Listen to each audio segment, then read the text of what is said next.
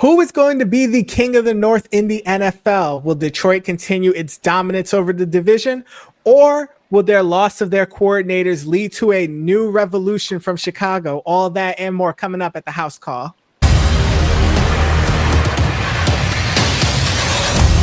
Welcome back to another episode of the Gridiron, brought to you by House Call Sports. I'm Justin. I'm joined by Tonio. We got Kyle that's overlooking everything in the background. And today we are going to be talking about the NFC North.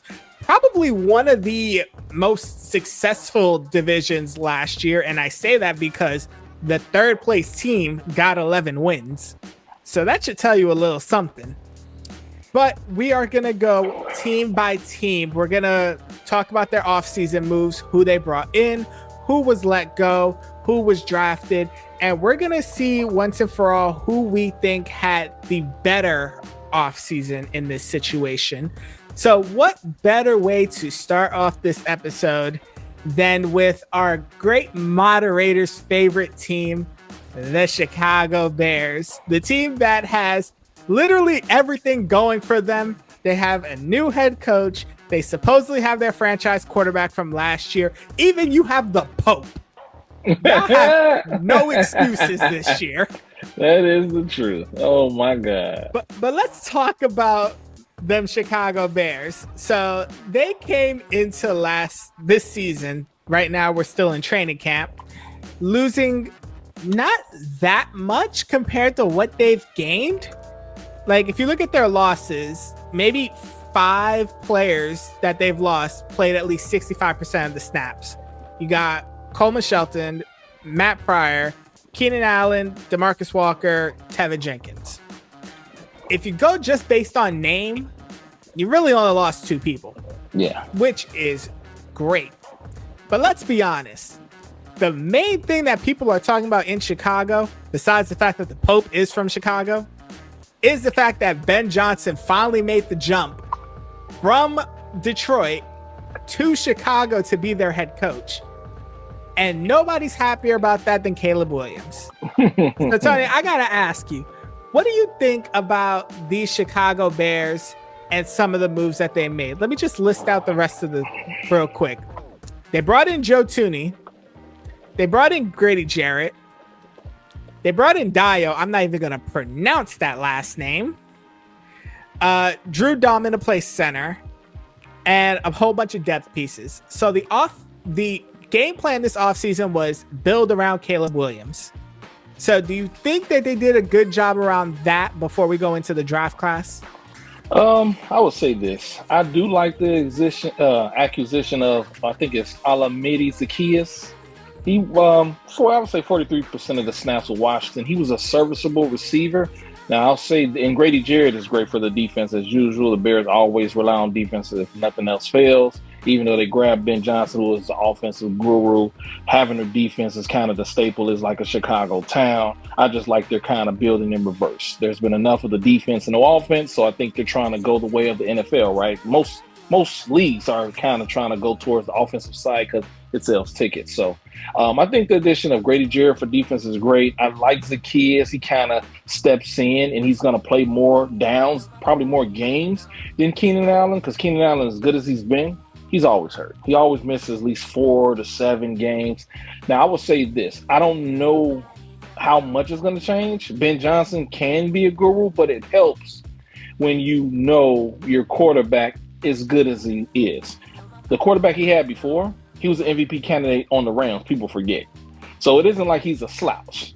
It's just he wasn't the guy to take them to the promised land. And when they did score in the Super Bowl, they kind of put a lot of eyes on him as if he wasn't a good quarterback. He's a pretty good quarterback. He's not great. He's not stellar. He's not going to make you say, wow, but he gets the job done. And now a lot of days, you want to pay your quarterback a select amount of money so you can pay everybody else. So you don't necessarily always want the quarterback that's going to take the most money because you're going to hurt everywhere else. So I think they're going to be okay. I would say this. Keenan Allen is still a free agent. Why not grab him? You can pay him a minimum. If he's not reliable, you're already used to it, but he is productive when he plays, and he's a veteran. It's always good to have good veterans that you know they know certain certain areas on the field that they can get open, and that's always been Keenan Allen. So I would say they look good, but they have 3 teams that they have to leapfrog in order to be considered the kings of the NFC North, and that's going to be tough. So as much as I like the acquisitions, we'll have to wait because that's the Bears, right? That's Chicago. That's Chicago teams. It looks really good. Wait and see. That's kind of I don't want to say his name, but he's on ESPN, but he always says wait and see, and that's with a Dallas Cowboys team. And I kind of think the same way with the Bears. Let's wait and see before we say, oh, it looks good. It looks great. Wait and see. Yeah, it's going to be wait and see indeed. But you know what? I don't want to wait and see. and this is why I'm saying this. Usually when there is a new regime, new head coach situation in a team, I usually like to give the first year as kind of a mulligan because you're installing new systems. So you just need to get used to everything. Yeah, I'm not having that with Chicago. And the reason I'm not having that with Chicago and specifically Ben Johnson is because you had teams literally rolling out the red carpet for you to try to get you last year. You flirted with them a little bit for the head coaching job, decided to come back to Detroit. And now this season, I'm guessing Chicago backed up the Brinks truck for you to actually got you to leave. There's no excuses. I'm sorry. And I do love the topic about quarterbacks and their pay because, you know, there's a certain situation going down with a certain team in Cincinnati who just paid their quarterback and 2 receivers, and now their defense is suffering. But they're not in this conference, so we don't have to worry about them right now. The expectation is higher for Ben Johnson in his first year than it is for most head coaches. Yes, it is. Because you have what you want. You have a wide receiver 1. You have a quarterback on a rookie contract. You have your tight end, which we need to talk about with this draft class too, because their tight end room is looking kind of stacked. If I pull up Chicago's roster real quick. Yes. Let me check this. Colston Loveland from Michigan. You have Loveland, but I was looking at the rest of them. Cole Kmet, that's what I was thinking of too. Cole Kmet, yeah. Was a safety net, yeah. So you have 2 tight ends that you can do. Yes, walk the walk, Chicago. Yeah. So you have 2 tight ends. You have a wide receiver 1. You have a wide receiver 2 because your second round pick, I think it was Luther Burden, yes, sir, from Missouri. Yep. Who was supposed to be a first round talent if everybody's being honest with themselves. Agreed. So there's no excuses for this offense. Now, the defense, we need to see how it does. As much as I love Grady Jarrett from his time in Atlanta, he is kind of getting up there in age. Yep. But Chicago has always been known as a good defensive team. But that's also because they've always had defensive head coaches. Correct. Now they have an offensive head coach. So I'm expecting the offense to do well. Not so much with the defense. I'm sorry, Kyle, don't smite me. What else do we have here on the Chicago Bears? I would say this. Now, here's the thing with Ben Johnson, and I'm excited, but it smells of Eric Bieniemy. So we have to be careful. Remember, everybody wanted Eric, and Eric has a longer tenure. He's most known with Andy Reid. And the minute he left, he either coached too hard or he didn't coach right. So a lot of times coordinators are great, and they are. But you'll be amazed at how you have to head coach men. That means your coordinators. That means your offensive line coaches, kicking coaches, whatever the case. So it's a big difference when you have to take care of everything all at once versus where you just have your side of the ball and you don't have to focus on anything else. I mean, look at the Jets when they switched and they tried to switch mid-season and they thought it would work out. And that coach that stepped in, can't think of his name right now, but it didn't work out for him. The guy whose son made that stupid mistake and called Shedeur Sanders. But yeah, it's just, you have to be careful, but it smells of Eric Bieniemy, and I've been thinking about that for a while. So I hope it works out. I'm a sort of a Bears fan because I'm from here, but I don't have high expectations, and we don't know how it's going to work out with Ben. And Ben wasn't Eric Bieniemy, so we'll wait and see. So So the almighty Kyle wanted to remind us that Eric Bieniemy is actually currently the Bears running back coach. So it's a good thing that you mentioned that. That's right. But I will push back on the comparison between Ben Johnson and Eric Bieniemy for one reason and one reason only. Ben Johnson actually called plays for his offense. Andy Reid called the offense for Kansas City. He finalized. Yeah, that's true. So you can't really compare those two head coaches. Yeah. Well, head coach and coordinators. Yeah, true. So yeah, that's it for Chicago. I honestly think that they will probably stay in last place in the division, probably even third place at the absolute best. But that's because we have a whole thing to talk about with the other three teams. But the almighty Kyle wants us to know, do you think this team got better compared to last year? Again, for me, it's a wait and see. The reason being is because we always think the Bears get better. And I mean, you can say it's an improvement on paper, but it's like sometimes it feels like it's a black cat in Chicago. So ever since Michael Jordan left, everything has been downhill. From basketball, we had some ups with hockey, and then that fell through. We had one up with Cubs, then that fell down. So it always seems like when it looks good, it doesn't last long. So we'll see. We'll see, especially with the Bears. I mean, we'll see for real. Okay. To satisfy the almighty Kyle, I will say the Chicago Bears have definitely gotten better, especially in the coaching front of it. Yeah. But just because they got better on paper does not necessarily mean I think they're going to be better on the field. There we go. I think there is still going to be a lot of improvements that need to happen. I give it second, maybe third year before we see like dramatic improvement. And by that time, if they haven't improved, then Ben Johnson might find himself on a real short leash. Oh, yeah. But we're going to go over. Thank you guys also, Cubs, Pete Crow, Armstrong for MLB. You know, this is why it's great having Kyle here as moderator. We need more people to do this. Anyways, from Chicago, we're going to take a trip over to Green Bay, Wisconsin, and talk about the almighty Titletown Cheeseheads. We're talking about them Packers. And the Packers kind of had a little bit of a quieter offseason in terms of per usual. Yeah, per usual. I mean, let's take a look. They really only lost one starter, and that's Josh Myers, their center. Everybody else, Eric Stokes, Eric Wilson, Tadaro Slayton, you guys played less than 54% of the snaps. So it's really depth pieces. Correct. Who they gained and re-signed. We're talking about Aaron Banks, who's really the only one who kind of sort of had decent amount of playing time. You also signed Isaiah Simmons from my Giants. Only 16.5% of the snaps, but that's because he's a player that nobody knows where to put him. Correct. Like, he's too small to be a pass rusher. He's kind of too big to be a DB. And he doesn't really fit the mold of your typical linebackers. So it's he's a tweener. Yeah, it's tough with him. Agreed. And then for their re-signings, Isaiah McDuffie is the only one with significant playing time. Yeah. On top of the fact that you re-signed two kickers, Daniel Whelan and Brandon McManus. And I think McManus is going to be a starter, being that he's signed for $5.1 million a year. So that is it. It's a very, very quiet free agency for the Green Bay Packers. Tonio, what do you think about that?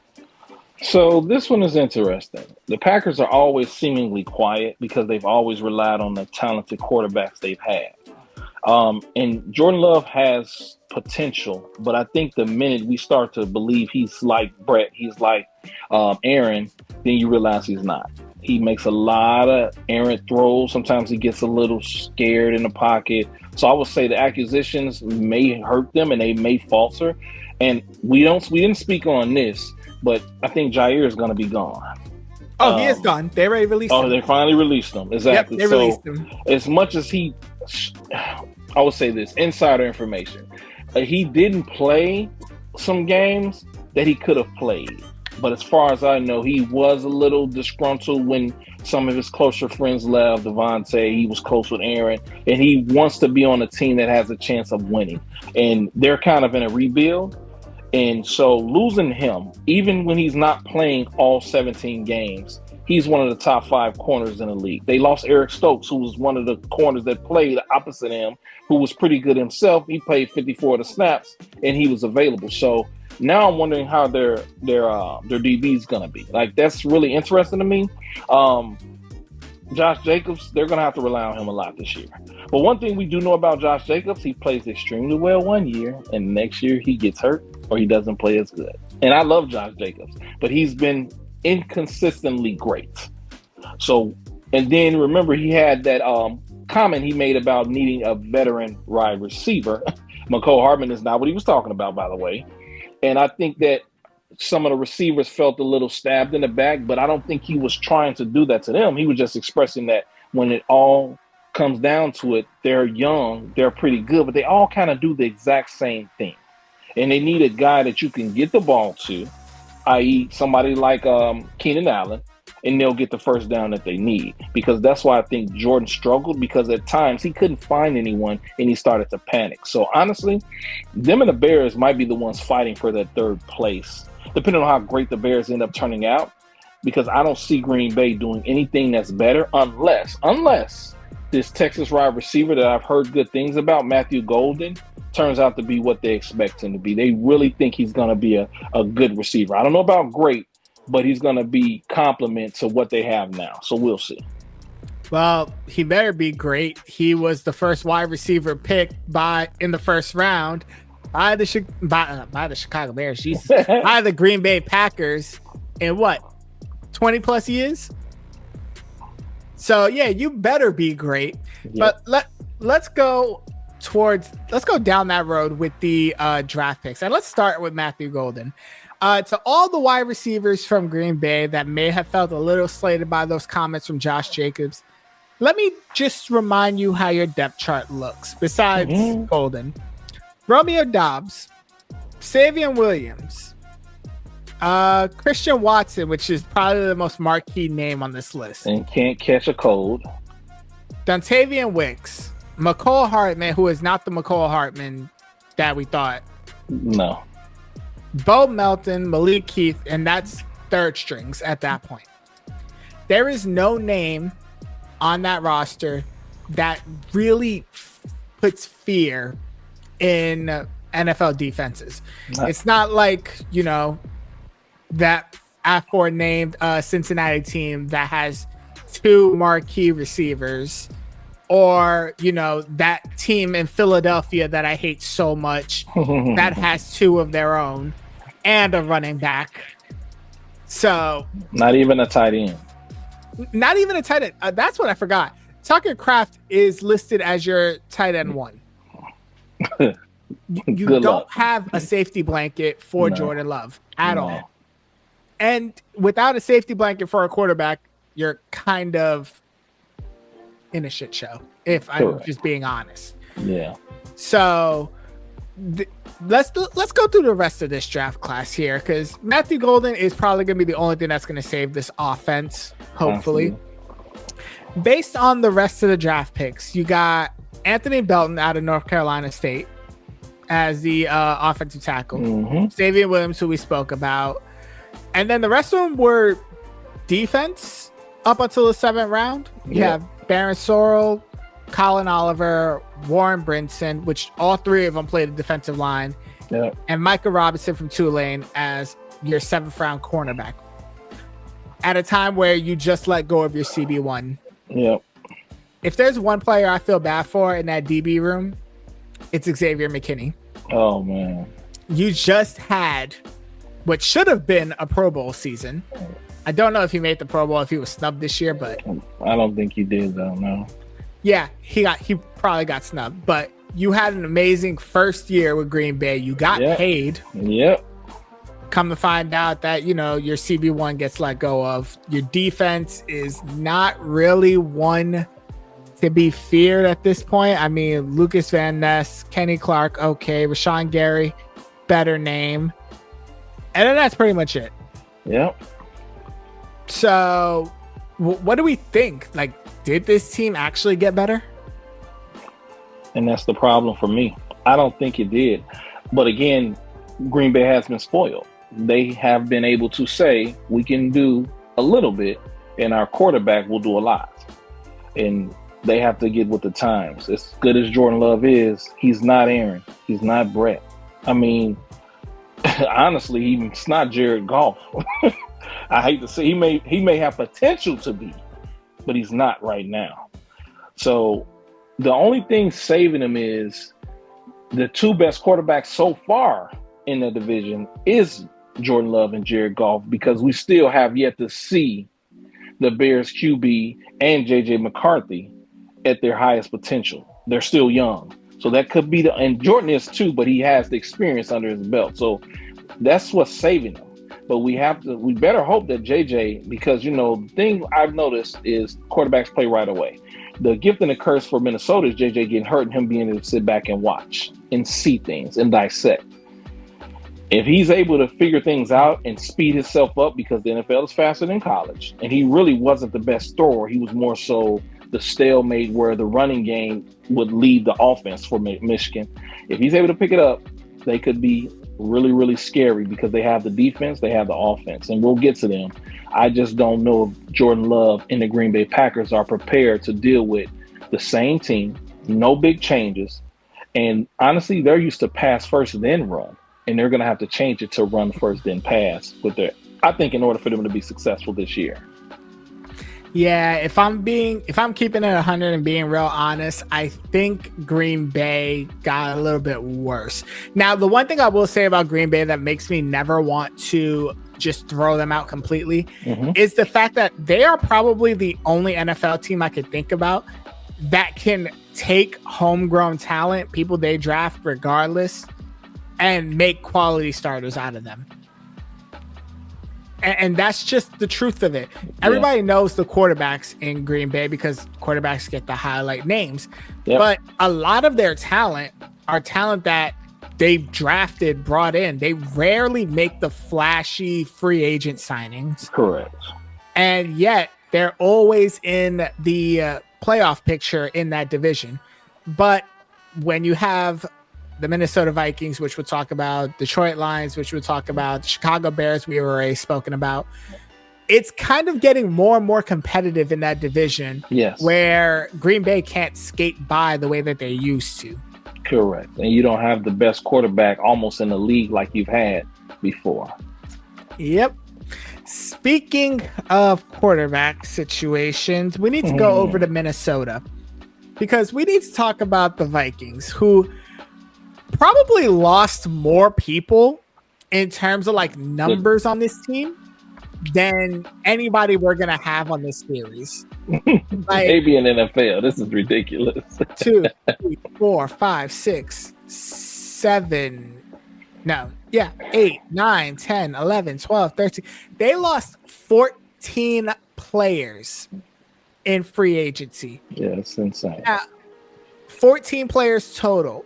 8 of them have played at least 50% of the snaps. 3 of them have played at least 90% of the snaps. That's insane. So you've lost quality on your team. Sam Darnold, who went to Seattle, Cam Robinson, who went to Houston, and Cam Bynum, who went to Indy. Yeah. And you know what?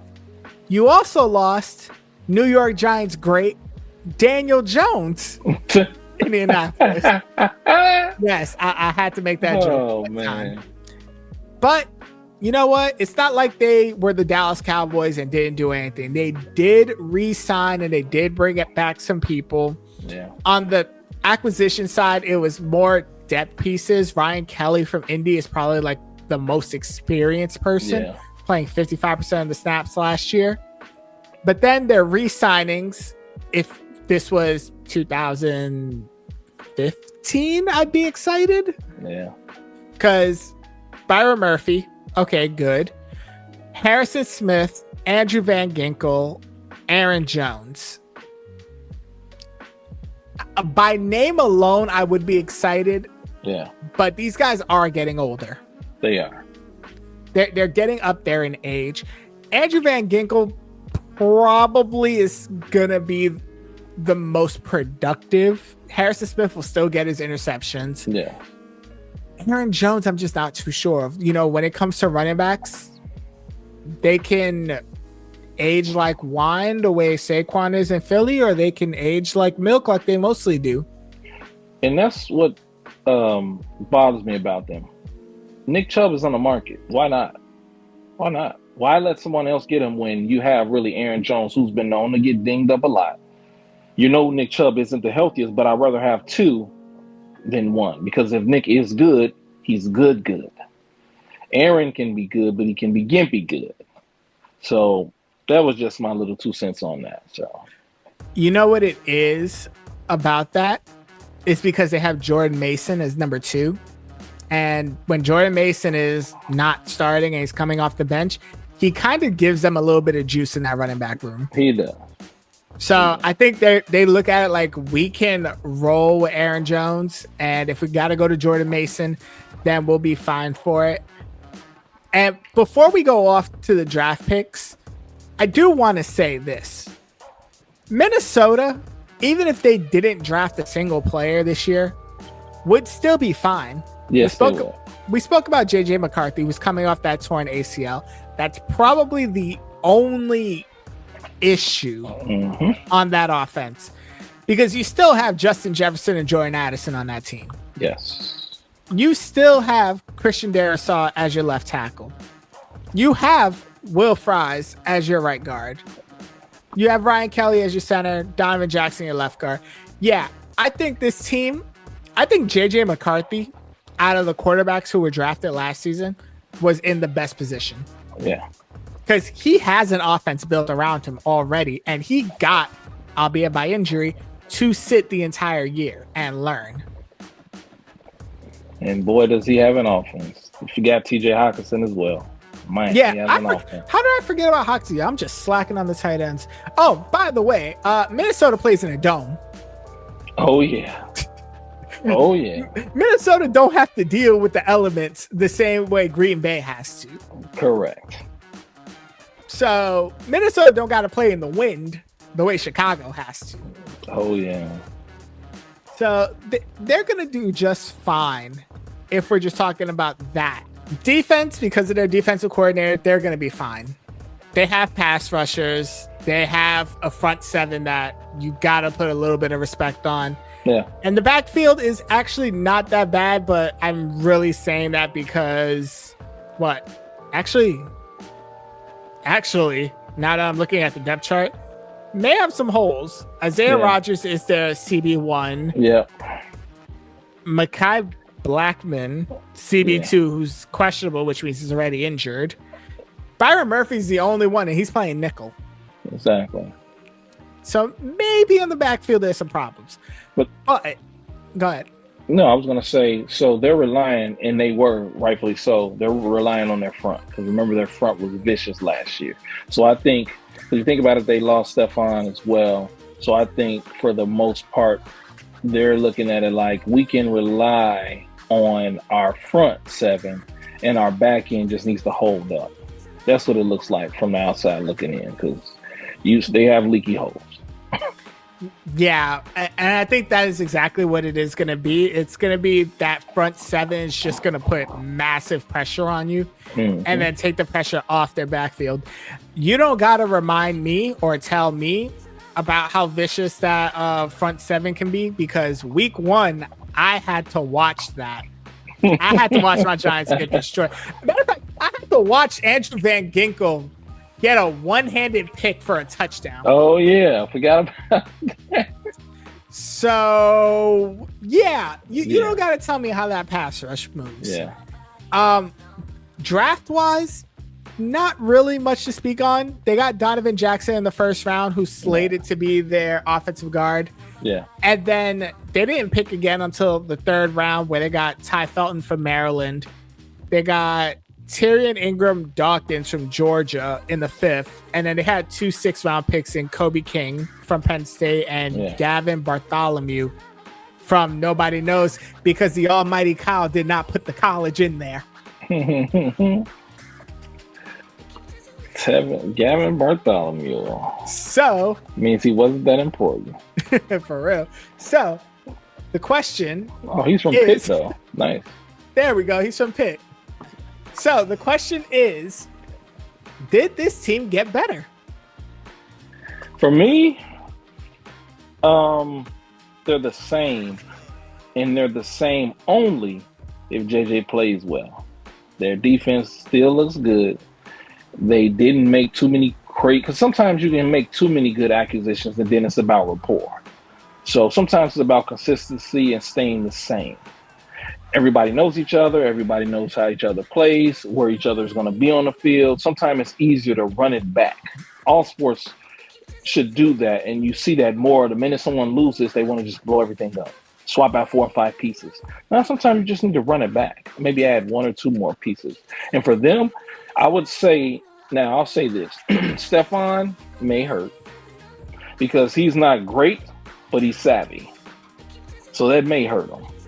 But to me, the most important thing for them is going to be how JJ plays, because he was not, even in Michigan, even here in Illinois, where he's from, because he went to a school down the street from my son called Nazareth High School, a great football school. He was always known as the quarterback that'll throw a first down, not the one who will throw touchdowns, if you understand what I'm saying. So I don't know if he'll win you the games, because as much as we hated Sam Darnold looked like how Geno Smith looked like when he got that chance, when he had confidence. Yeah, I know Sam didn't have the best playoff game, but they had like 8 sacks in the first half.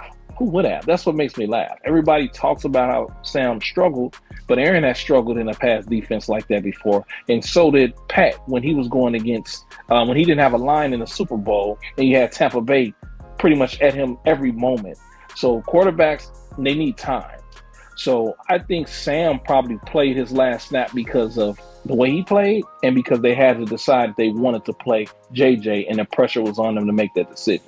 So we'll see, but it's banking on JJ. He has to play well, because if he doesn't, they're going to regret letting Sam go. And that's what I'm afraid of. This could mess up everything. Think about it.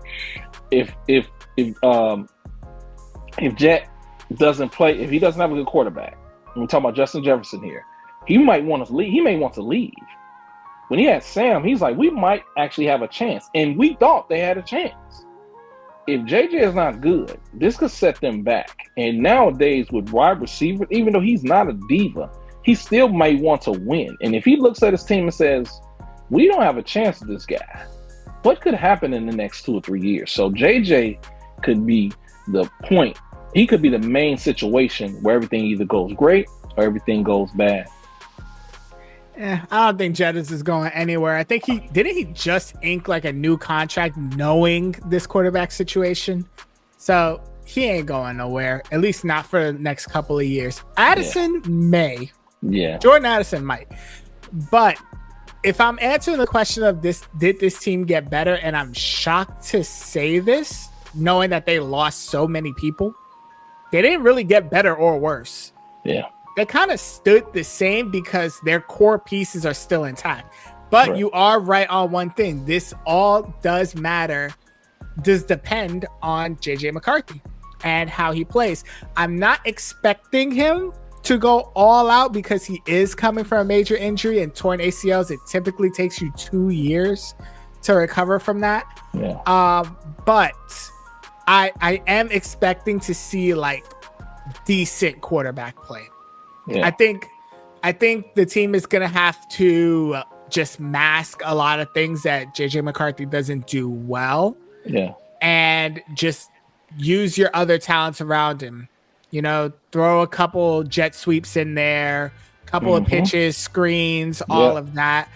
I will say, though, just because I said they didn't get better or worse, I do believe that their record will be worse. Because I think they had 13 wins last year. You're not going to get that with essentially a rookie quarterback because he still hasn't played. Yeah, you're correct. And that's the thing. They overachieved last year. Let's call it what it is. We didn't think Sam Darnold was going to play this good. So that's the part that's going to be a little scary. I agree with everything you said. They're kind of like borderline same or less. Yep. And you know who's punching the air right now? Because, two quarterbacks here playing well, getting paid and all that. The New York Jets. They had Gino, they had Sam. Yes, they did. Punching the dang air right now. No, those two got paid. They might actually punch the wall and hurt their hand instead of the air, for sure. Oh, man. But for our last team, we got to talk about the reigning Kings of the North. And that is those Detroit Lions. Eminem's favorite team. The Motor City team. The team that we all really wanted to win a Super Bowl. Yeah. Just because of the story tale ending. Yep. So, in terms of changes on this team, at least on the free agency standpoint, surprisingly, it was pretty quiet. I mean, their biggest loss was Kevin Zeitler, who went to Tennessee. And as someone who had Kevin Zeitler on the Giants, not really missing much. Man. Carlton Davis too, but I think the biggest thing they had was Zadarius Smith. But I don't think Zadarius Smith was the Zadarius Smith he was in Green Bay. Yeah, as dominant as he was there. I would say the exact same thing. I would say, so I did like the fact that they added DJ Reed and grandbaby, excuse me, she's in the background calling my name like we're at a basketball game. So DJ Reed was a good acquisition. I actually forgot they actually got him. That's going to help because I don't like them losing Carlton Davis. He's again, it's not about always being great, but he was good enough. Now, DJ Reed has the potential, but a lot of times he got beat. And it wasn't talked about as much. You saw it last year, but the Jets defense was so exceptional the year before, you kind of overlooked it. But because Sauce had a hard time, and then everything shifted to DJ, you kind of saw that he may not be what we think. It's just the defense in totality. So I would say it's a good pickup losing Carlton Davis, especially with that injury that he had, even though it wasn't like a lower extremity. But I think the Lions are going to be okay. Ben Johnson, that's a major blow. I will say this, as long as they keep the same plays intact, sometimes you are as good as your head coach. You can will your team to be good. Now, they may not be as great as they was last year, kind of like we talked about with Minnesota. But I would say this, another year under their belt helps. Now, I would tell you this as well. When Montgomery went down, Dave Montgomery, the second running back for their team, Jeremiah Gibbs showed you that he could be an all-down back. That means 1 through 4 downs, he could do everything. A lot of times you see running backs nowadays, they're not all-purpose. They can't do everything. They need a breather. And Jeremiah Gibbs showed you he can play all down. So I think that's going to play into a part where they can feel comfortable with just like they were doing, running the ball, finding an open man, and just playing hard-nosed defense. And not to mention, everybody's coming back healthy. I don't know how Hutchinson's going to be. That's a key. Because a lot of times with defensive players, when you have issues and you come back, you have to get back the same game speed you had originally to be the same guy you was. So I think they're still going to probably be the best team because everything, like we talked about, between them and Minnesota, everything's consistent across the board. But number one with them, they still have their quarterback. They still have their receiver, and they still have that two-headed monster, Sonic and Knuckles. So it's going to be interesting. It's going to be interesting losing their coordinators for them. But I think they're good enough to stay at the top because the players are still there. But there's the key. It's the fact that they lost not one, but both of their coordinators. See, and this is a part that a lot of us get twisted because we focus so much on Ben Johnson because he left to go within the division. Yeah. We forget Aaron Glenn left to become the head coach of the New York Jets. And Aaron Glenn took that defense to a whole new level. Yes, he did. To the point, like, up until like the championship games, the divisional round, and like the end of the season, the regular season, that defense was clicking on all cylinders. It all kind of changed when Aiden Hutchinson went down, but I expect him to bounce back to what he used to be because he got a broken leg. broken legs are a lot easier to come back from because the bone will heal 100%. Correct. Compared to like a ligament injury, an ACL, or anything like that. Absolutely. So in a way, kind of grateful that it was that kind of injury. Yeah. If anything. But you're right. This team, roster-wise, stacked up and down. All the players you named, agreed. But don't you dare ever forget Amon-Ra St. Brown again. Oh, no. Because he will put your name on a piece of paper, put it in his locker, and then think about you every week until you put some respect on his name. Yeah, he's one of my favorite receivers. So, yeah, I agree. But that's the thing. They are stacked. Like you mentioned DJ Reed, who's coming in, not necessarily the best cornerback. Like he performed well with the Jets, but he's kind of one of those corners that needs a good defense around him. Yeah. And luckily, he has that. Even if you just look at the backfield, it's Terron Arnold, Brian Branch, Kirby Joseph, and DJ Reed. Unlike the Minnesota Vikings that we just spoke about, the Lions are just fine. Oh, wait, but there's still more. Aiden Hutchinson, Alex Anzalone, Jack Campbell, Malcolm Rodriguez, who I loved on Hard Knocks, by the way, Ali McNeil. They're good. They're really good. Like, as long as the new coordinators know how to use these players, they will be fine. Agreed. I would say, it's about rapport. It's about the same individuals. And like you said, everybody's coming back more importantly healthy. And yes, the bone does grow back and actually stronger, they say, when it's broken. Then, of course, a ligament, which usually it's a ligament, right? It's like a rubber band, trying to tie a rubber band back together and hoping to be the same. So I think they're going to be fine as well. And then, again, they lost their running back. They lost their corner. They lost important pieces on their run. And I think we didn't talk about Aaron Glenn because their offense was so explosive. You know, when it's like when the defense is so good, the offense could play good, but you don't talk about the offense. When the offense is so good, they're really good. You don't talk about the defense. But Aaron Glenn had, like you said, that defense playing extremely great. But we forget that because recency bias, the way they went out. We forget how we all wanted. I agree with you. We wanted them to probably go to the Super Bowl and win. I mean, honestly, it would have been the best fairy tale. It would have been great for Detroit. I'll say that. I don't want to say the best fairy tale. It would have been beautiful to Detroit for all these years. Go ahead. It would have been great. And I say this to the NFL scriptwriters. You needed that for the ratings. Like the storybook Cinderella team taking out the three-peat. Oh, yeah. Like I'm not forgetting that part at all. But yes, the offense was explosive. You know how talented you have to be where you could just say, fuck it, and we're gonna just throw a pass to our right tackle for a touchdown? My God. Like, that's how explosive they were. They would run up the score on you and then just play backyard football for the rest of the game. Pretty much. Now, going into the draft picks, the great Kyle was still here. I didn't see the little ticker anymore, so I thought he disappeared. But the draft picks, from what I see, this is like just adding depth onto this team. Yeah. Like the starters are going to do their thing, which means these guys get to grow and develop on the back end. Correct. You got Tyleik Williams from Ohio State. Great pickup. Tate Ratledge out of Georgia, good pickup, can develop into a solid NFL starter. Isaac Tesla? I think it's Tesla, something like that. But yeah, Tesla? Yeah, I think so. Yeah, in today's current climate, I hope we pronounce that right, just in case. Yeah.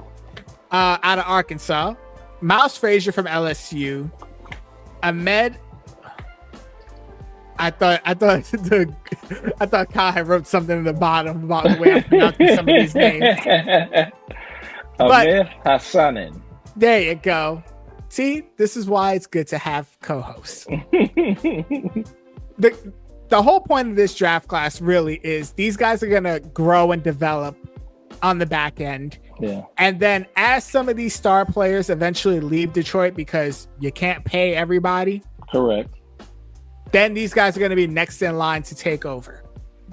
So maybe we should just jump straight to the question. Did Detroit get better?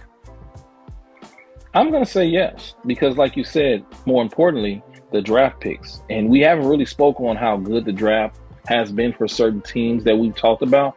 But like you said, they just added depth. And if you look in that draft class, there's 3 Georgia boys on there. I mean, they may have not been the stars, but they were on their way. And, if you got Georgia, you got some type of talent. Now, you may have didn't see it in college, but that doesn't mean it's not there. And, again, they can develop.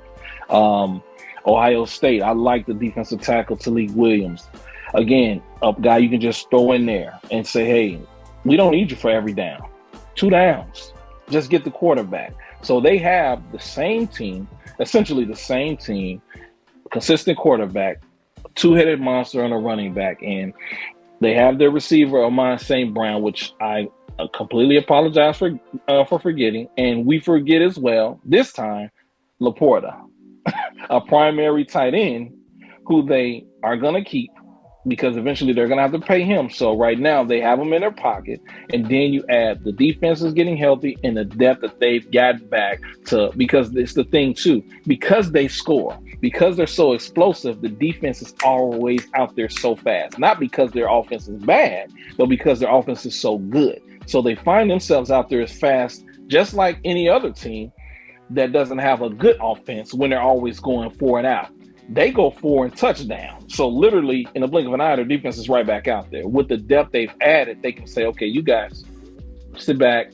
We're up 30. Let these guys handle it. And it won't be so much wear and tear. And through the season, hopefully this year, they'll all remain healthy. So they'll be great. I think they've gotten better. And I think it's because of the class of the draft and the depth that they have in the draft to help with the legs of not the offense, but the defense.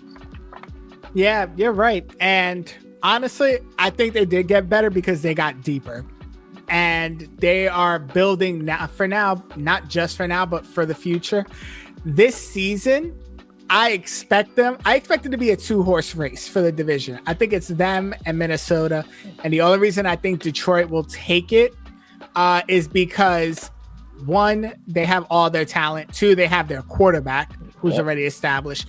And 3, they got 2 bookend tackles that you're going to have a hard time getting around. Oh, man, we didn't mention that. Oh, my God. I mentioned it, but I mentioned Penny Sewell's wide receiver skills. Yeah. But that is it for the NFC North. Before we leave, y'all, Kyle, I'm going to keep you here for a couple more minutes. Can we just take a couple minutes to talk about what's going on in Cincy? Like, I can't let it go. Oh, man. Like, this could just be a clip. But Cincinnati, the city that is only known for the Bengals and Skyline chili. What the hell are y'all doing? To the point. Y'all have been in the news feed for sports all year talking about pay T. Higgins, pay your quarterback, I'm getting to that. Yeah. No, I'm talking about the offensive side of the ball. Yeah, exactly. I get it. Pay Chase, pay Higgins, pay Joe Burrow. Do they deserve their money? Yes. But you literally have no defense. Ta-da! None. The fact that your offense has to put up 35 to 42 points a game and still lose because your offense can't do nothing, and you had 3 pass rushers, 3 from the time of the draft. Sam Hubbard retired. Hendrickson, you refused to pay. And Shamar Stewart, who you spent a first-round pick, first of all, on a guy that got, 2 sacks in 4 years? Something like that? Oh, my God. You're booking him based on talent, but you don't want him on the field because you're trying to put some special language in a contract that basically says if he either underperforms or gets injured, you could avoid all of his years.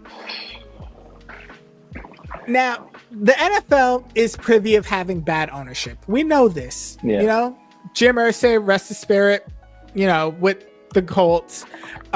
We could say it about ownership with Chicago. I could definitely say it with Dallas. All offense taken. Up until the sale, we had Washington with their former owner. I don't think I've ever seen a degree of financial incompetence in regards to paying for a certain position of premium than we are seeing right now. Mike Brown. Open the checkbook. Like, you need to call Hendrickson and be like, yo, we're sorry. Here's a blank check. Put whatever it's going to take. So, to me, they're rewriting a story that they had before when they had Chad and they had TJ and can't even think of the quarterback they had at the time, but they're rewriting that same story. Their defense wasn't good, but they relied on Chad and Ocho to kind of be productive and score a bunch of points. And I think that's when they had you talk about the Carson Palmer days. Carson Palmer, and I think they had Cedric Benson. So they've had Corey Dillon. They've always had the offense, but their defense was always suspect. It was always suspect. And I think they're doing the same exact thing they did before. They're so reliant on the offense, rightfully so now. But you have to understand, and he's an owner. He should know better. I shouldn't be telling him. He should already know. You cannot pay everybody on the offensive end. It just, unfortunately, you can't. And as good as T. Higgins is, you have to either open your checkbook and say the hell with it, or you have to cut ties and just work it out with the second best or first best receiver and figure it out. You have one of the top 3, top 4 quarterbacks, the second best receiver. You have to figure it out, but you got to have a defense because they're the Cincinnati Bengals with Chad all over again. That's what we're looking at. And honestly, I don't know how they're going to change it because what happened was they got spoiled by going to the Super Bowl. So we don't need defense. We got the best quarterback in the world. Because people put you on film, they recognize what you are, and they look at all the holes. And all the holes was, we know we'll get the ball back, and they can't stop us. So as long as we can score with them, their defense will never stop us. So let's see who blinks first. And just like with Chad and TJ and Carson, their defense blinked, same thing. Hendrickson is great, and I think they should have paid him. But the fact is, now they're not paying them, and they don't want to pay their draft pick, and their defense is going to be the first to blink probably every game they play. Yeah, it's going to be a very interesting. If there was a team I wish was on Hard Knocks, it's the Cincinnati Bengals. Oh yeah. Like, all right, now we can sign off on here. Thank you guys so much for joining us here on the Gridiron, brought to you by House Call Sports. Do us a favor, check out all of our links down in the description if you want to support us, or at the very least, drop us a like, because you know that helps us out with these algorithms. And be sure to check us out on all of our social media platforms. We are everywhere. We're on YouTube, we're on TikTok, we're on Instagram. We are literally everywhere. We were on Threads for a little while before that died down. And be sure to catch us next time because we're going to keep this series going. We have tons of division talk to go with. Until then, I am Justin. That is Tonio. On the Clickers date, we have our boy Kyle, who says that the Bears are going to go 10-7. Sure. With that being said, we love you guys. We will see you in the next video. Peace.